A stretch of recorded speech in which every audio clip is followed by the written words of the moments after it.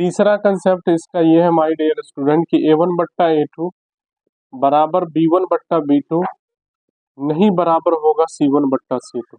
जब ऐसा कंडीशन आपके सामने में आएगा तो सबसे पहले ये समझिए असंगत है।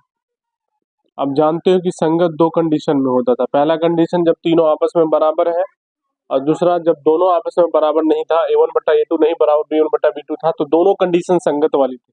लेकिन ये वाला जो कंडीशन है कि ये दोनों आपस में बराबर, ये बराबर नहीं है, तो असंगत होगा।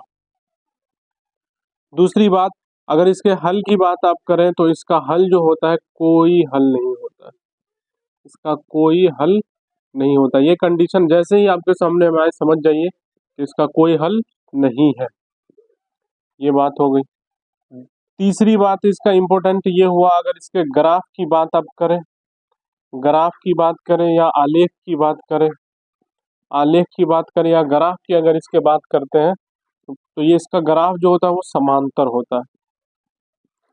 समांतर आप जानते हैं कि जब इसका, अब ये y एक्सिस है और ये x एक्सिस है,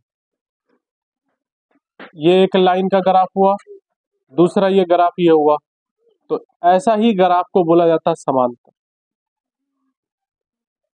तो इसका ग्राफ या आलेख जो होगा वो समांतर होगा और हल जो है कोई हल नहीं होगा, और यही वो को बोला जाता है ये विरोधी होता है। याद रखें,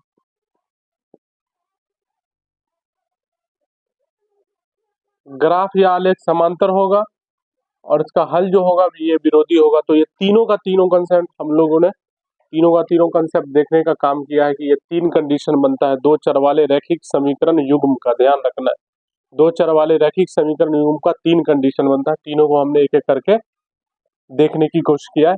अब हम लोग आते हैं एक क्वेश्चन पे जो इसी से रिलेटेड एक क्वेश्चन पूछा गया है, तो इस क्वेश्चन को हम लोग हल करने की कोशिश करेंगे, ध्यान देंगे।